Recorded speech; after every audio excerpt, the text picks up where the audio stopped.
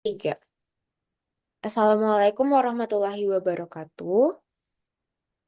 Kami di sini akan menjelaskan terkait dengan tugas kelompok asinkronus Basdat kuliah pertemuan 11, di mana kami di sini menganalisa dan membawa analisa kami terhadap jurnal yang berjudul Analyzing COVID-19 Medical Papers Using AI Insights for Research on Medical Professionals.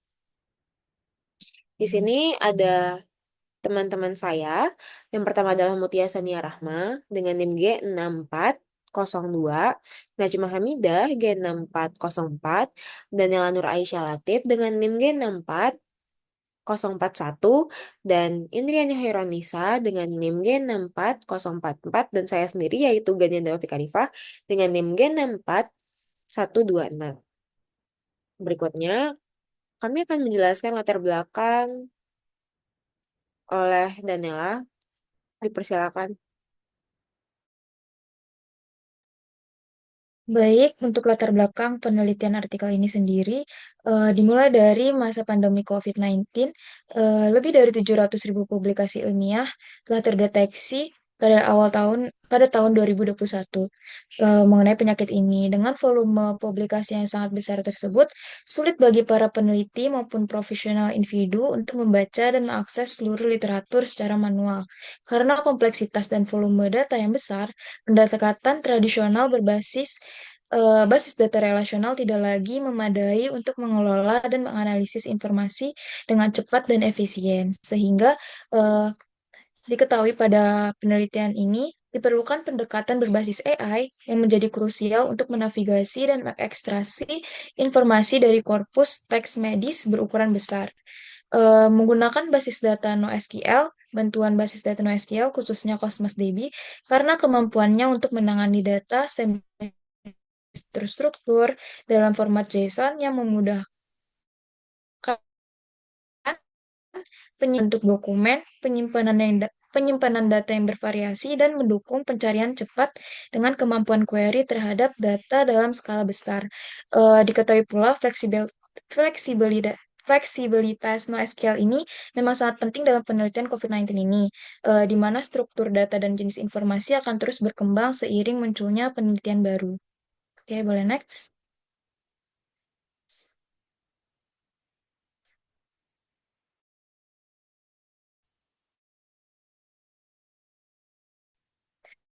Baik, untuk tujuan penelitian ini yaitu untuk merancang struktur dari literatur ilmiah terkait COVID-19 dan menyimpan dalam basis data NoSQL khususnya Cosmos DB. Dengan beberapa tujuan lainnya yaitu dapat mengidentifikasi tren dan pola dalam literasi medis, menyediakan platform untuk penelusuran semantik, menyimpan dan mengelola data dalam skala besar. Jadi pada intinya secara keseluruhan penggunaan AI dan NoSQL dalam penelitian ini diharapkan dan menjadi dari publikasi ilmiah yang telah tersedia. Oke, selanjutnya akan dijelaskan dengan rekan saya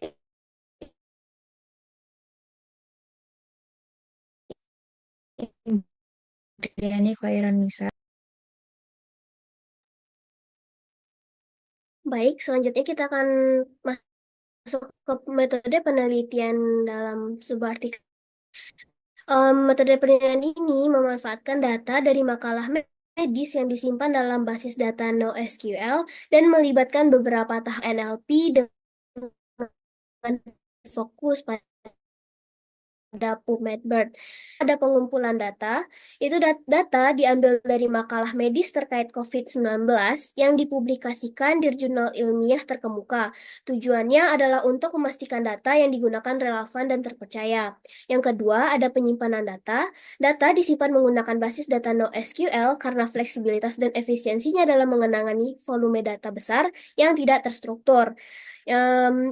Dan di mana NoSQL ini dapat mengelola dan mengakses data secara lebih cepat dan fleksibel. Yang ketiga, ada pemrosesan data.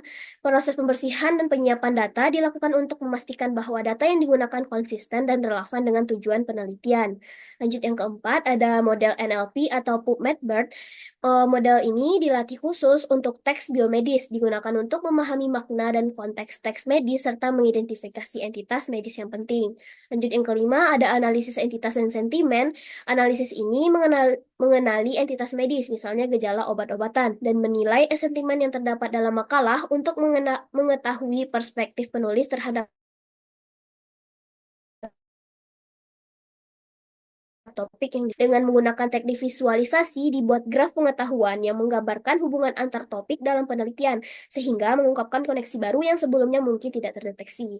Segitu saja dengan metode penelitian dan selanjutnya akan dilanjutkan oleh teman saya Najma. Oke, selanjutnya ini mengenai hasil dari artikel yang telah kami analisis. Ada dua hasil utama, yaitu berupa PubMed-BERT dan layanan Text Analytics for Health. PubMed BERT ini merupakan model bahasa berbasis BERT atau Bidirectional Encoder Representation from Transformers, yang dimana tujuan dari PubMed BERT ini yaitu memahami istilah medis, konsep ilmiah, dan hubungan dalam teks medis dengan lebih baik. Karena yang kita tahu, tidak semua alat, tidak semua AI dapat mengerti bahasa-bahasa medis. Nah, PubMed BERT ini digunakan dalam berbagai aplikasi Natural Language Processing atau NLP di bidang kesehatan. Seperti dalam artikel ini digunakan untuk pengenalan entitas medis, misalnya nama obat, gejala, maupun diagnosa. Lalu selanjutnya untuk analisis sentimen untuk mengevaluasi konteks positif atau negatif dalam teks medis. Dan yang terakhir mengenai pencarian informasi yang relevan dalam publikasi ilmiah terkait kesehatan. Lalu selanjutnya hasil yang kedua yaitu layanan Text Analytics for Health atau di dalam artikel ini disebutkan sebagai deteksi emosi berbasis teks atau TBED yang dimana fungsinya untuk memperoleh wawasan medis. Misalnya, alat ini digunakan untuk menunjukkan perubahan strategi pengobatan COVID-19 dari waktu ke waktu dan mengidentifikasi kombinasi obat yang sering digunakan secara bersama-sama. Lalu layanan Azure ini untuk membangun alat pencarian bagi ilmuwan medis dan memperoleh wawasan visual. Oleh karena itu, berdasarkan hasil yang telah dijelaskan, data ini kemudian disimpan dalam database NoSQL agar mudah diakses dan dianalisis lebih lanjut. Dengan penyimpanan NoSQL, sistem dapat memproses dan menampilkan hasil dari analisis teks dalam bentuk grafik atau visualisasi lain yang memberikan gambaran mendalam tentang perubahan pengobatan, pola gejala, dan diagnosis yang terkait dengan COVID-19 dari ribuan artikel yang dianalisis sekitar 700.000 artikel pada saat itu. Nah, oleh karena itu, metode ini menunjukkan bagaimana AI dapat mendukung penelitian medis, terutama dengan menyediakan analisis terstruktur dari literatur ilmiah yang sangat banyak. Selanjutnya akan dijelaskan oleh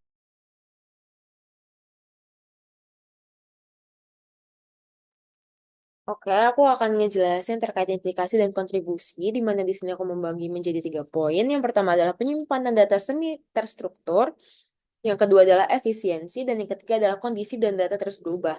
Baik, kita mulai dari yang pertama, di mana kita bisa melihat bahwa data-data dalam penelitian ini yang dikumpulkan itu tidak dengan satu format yang sama atau tidak selalu terstruktur secara rapi. Jadi misalnya ada aja yang nulis nama obat, gejala, atau diagnosis dengan urutan yang berbeda atau bagaimana dari berbagai makalah ilmiah.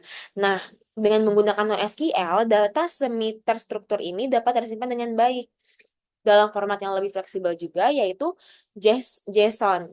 JSON yang mana ini udah dijelaskan dalam artikel atau jurnal tadi, di mana penggunaannya dalam artikel ini menggunakan format JSON.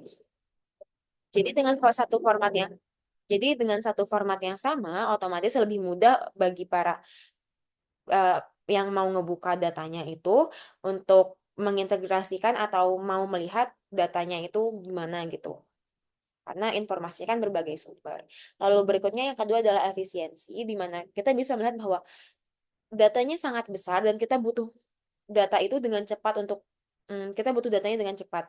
Jadi NoSQL ini sangat membantu dari segi efisiensi karena eh, dengan NoSQL itu sangat mendukung karena dia lebih scalable juga, karena datanya sangat besar, otomatis NoSQL sangat memungkinkan untuk proses query yang lebih cepat, dan juga datanya yang sangat besar itu kan, tapi strukturnya sudah tapi dia sudah mendukung struktur dalam format JSON gitu. Jadi dengan adanya NoSQL ini itu sangat membantu dari segi efisiensi waktu. Lalu berikutnya adalah kondisi dan data terus berubah, karena kita bisa melihat bahwa data pada saat itu dan juga jurnal pada saat itu fluktuatif jumlahnya dan juga bagaimana gejalanya. Jadi bisa saja banyak, bisa saja em, bisa saja datanya itu selalu berubah gitu, tidak tidak pasti. Nah, otomatis pada masa itu kita butuh data medis yang walaupun dia tuh sudah selalu berubah, tapi tetap harus ada yang bisa mengelola data itu dengan baik. Nah, NoSQL itu bisa menjawab permasalahan ini. Karena dalam NoSQL datanya itu bisa disimpan dan terus diperbarui secara dinamis. Jadi nggak perlu apa sih perubahan struktur yang sangat besar gitu dalam database-nya. Jadi NoSQL ini lebih ideal karena situasi pada saat itu di mana data medisnya selalu berkembang dan bagaimana jumlah gejala dan obat dan lain hal sebagainya itu selalu berkembang pesat dan butuh penyesuaian terus-menerus. Jadi otomatis NoSQL sangat membantu dari segi untuk untuk menutup hal-hal yang tidak diinginkan dari kondisi dan data terus berubah ini. Baik, berikutnya akan dijelaskan oleh teman saya. Baik, terima kasih atas kesempatannya. Eh, yang pertama ada pendekatan model terbatas. Pada penelitian kali ini hanya menggunakan PubMedBird saja, tapi saran saya bagaimana jika menggunakan model-model lain seperti BioBird atau Clinical Bird. Mungkin itu juga bisa lebih menspesifikasi dan menganalisis lebih dalam tentang diagnosis yang akan dilakukan. Yang kedua, ada pemrosesan paralel tanpa detail reformasi. Sistem ini menggunakan Azure Machine Learning untuk menjalankan proses pemrosesan paralel pada ribuan makalah. Jadi banyak banyak eh, penelitian apa banyak makalah yang akan dijalankan secara bersamaan gitu. Tapi di sini tidak mungkin bisa proses yang dihemat itu seperti apa, sebanyak apa dihemat machine learning ini paling efektif gitu daripada yang lainnya gitu. Yang ketiga ada konteks sentimen yang kurang mendalam. Di sini terkait dengan analisis sentimen berbasis teksnya kurang mendetail dan menjelaskan bagaimana sentimennya, misalnya antara netral dan negatif. Di dalam artikel ini dijelaskan yang negatifnya, tapi tidak dijelaskan yang netralnya itu seperti apa. Mungkin bisa ditambahkan juga contoh nyatanya yang menunjukkan bagaimana sentimen dari netral itu terhadap pengobatan tertentu agar diagnosisnya lebih spesifik gitu. Lalu yang terakhir ada data bias dalam penyimpanan NoSQL. Di sini metadata CSV dalam yang ditaruh di dalam portnya itu kan hanya mengambil judul publikasi, jurnal, penulis, abstraksi, tanggal publikasi, dan DOI ya. Nah, di sini kan hanya mengandalkan abstraksinya saja sebagai sumber data utamanya. Bisa dianggap sebagai kelemahan karena abstraksi ini hanya mencangkup informasi secara umum dan tidak terlalu menampilkan secara detail pentingnya, seperti metodologi atau hasil eksperimennya. Ini beresiko melewatkan informasi kunci yang penting untuk penelitian terkait COVID-19.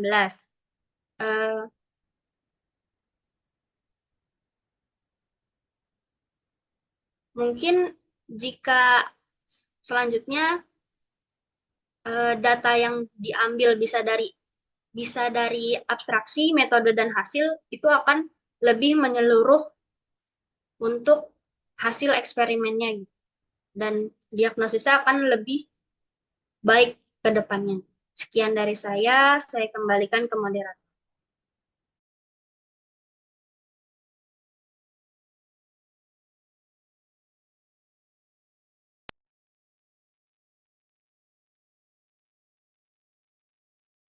Mohon maaf, moderator, mic-nya masih di mute. Baik, terima kasih Najma. Terima kasih. Itu saja penjelasan dari kami terkait dengan proyek kelompok basis data Sinkronus Kuliah Pertemuan 11. Terima kasih dan jika teman-teman ada pertanyaan bisa dikirimkan melalui kolom komentar dan kami akan menjawab. Terima kasih. Wassalamualaikum warahmatullahi wabarakatuh.